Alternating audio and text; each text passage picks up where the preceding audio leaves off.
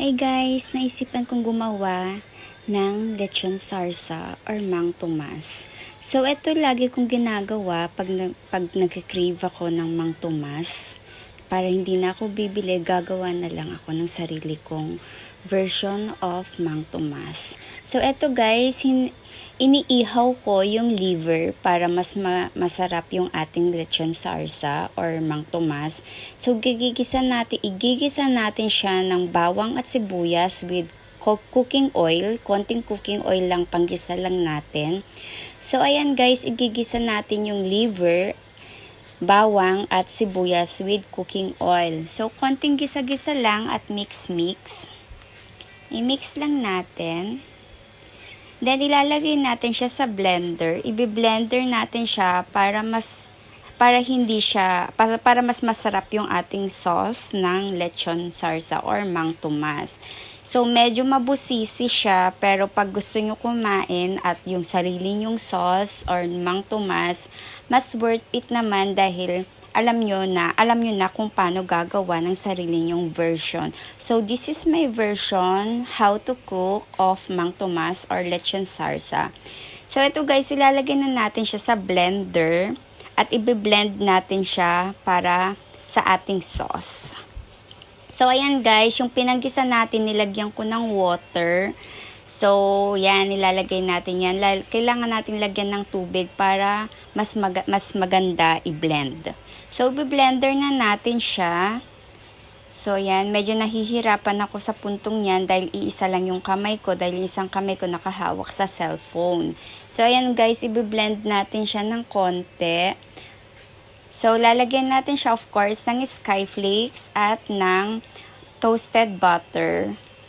So, ayan guys, ilalagay natin ito, yung isang pack ng ating skyflakes. Kung wala kayong skyflakes dyan, okay lang guys, any crackers na plain yung ilalagay natin. So, ilalagay din natin tong gardenia butter toast. So, any optional, kung wala din kayo, kahit yung matigas na toasted bread or anything na meron kayo dyan, may biskotso kayo, okay lang din. So, ito lang yung meron sa akin at ito yung lagi kong ginagamit, kaya ito yung gagamitin ko. So, ayan guys, i-blender natin ulit siya para magmi-mix yung ating skyflakes na nilagay, liver spread, onion, garlic, at saka ng toasted butter. So, ayan guys, i-blender natin ulit siya. Pagkatapos, ilagay na natin siya sa pinaggisahan natin kaninang fry pan. So, ayan guys. Tapos, lalagyan na natin siya ng liver spread. CDO liver spread yung gamit ko. So, ayan guys, nilagay ko yung isang latang liver spread. Then, lalagyan natin ulit. Tapos, imimix natin siya. Konting mix, mamaya na natin siya lagyan ng apoy. I-mix muna natin siya para mamaya minsanan yung ating pag-mix-mix ng ating mga sauce. So, ayan guys. Lagyan natin siya ng Silver Swan soy sauce. Tansya-tansya lang guys kung ano. Tas tikman-tikman na lang natin para kung maalat or gaano kadami, kung gaano kaalat yung gusto natin. So, ayan. Lagyan natin siya ng soy sauce. Tansya-tansya lang. Lagyan natin siya ng pepper or paminta. Half grind yung ginamit kong paminta para mas masarap at mabango ang ating lechon sarsa or Mang Tomas.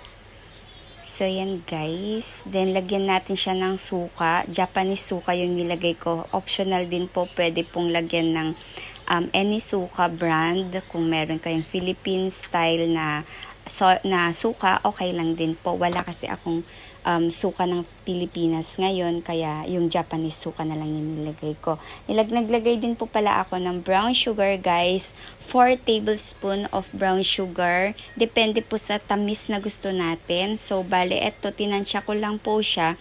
Bale, 4 tablespoon of brown sugar yung nilagay ko. So, i-mix-mix natin siya. Then, lagyan na natin siya ng apoy. Then, mix natin siya, mix well hanggang sa mag-combine yung ating yung mga nilagay na ingredients natin. So, hanggang maglapot, halo-halo lang siya hanggang maglapot. Ayan guys. So, halo lang ng halo. Ayan.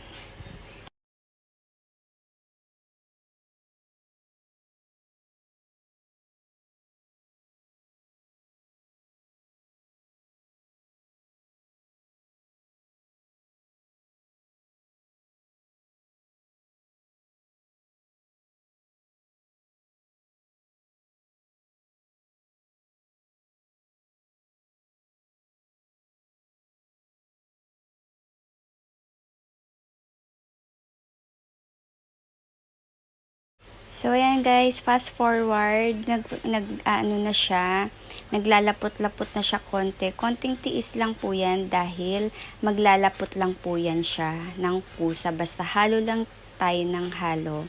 So, ayan guys, maglalagay din po pala tayo ng pork cubes. Isang pork cubes lang yung ilalagay natin para magkalasa yung ating, mas masarap yung lasa ng ating Mang Tomas or lechon sarsa.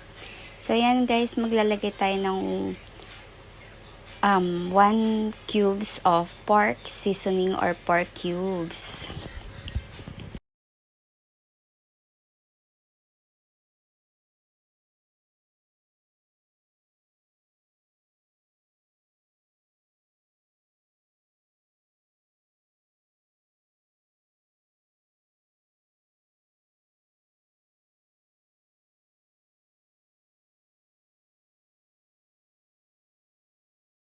So, yan guys, halo lang ng halo. Then, maglalagay tayo ng laurel leaves. At parang wala na yata akong laurel leaves. Oh my God. Ayan, kukunti na lang. So, okay lang yan. Pampa-aroma lang ng ating lechon sarsa or Mang Tomas.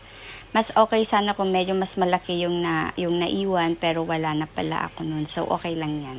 So, yan guys, halo-halo lang. And that's it. Baka di pa kayo nakapag-subscribe. Follow my channel guys. Thank you.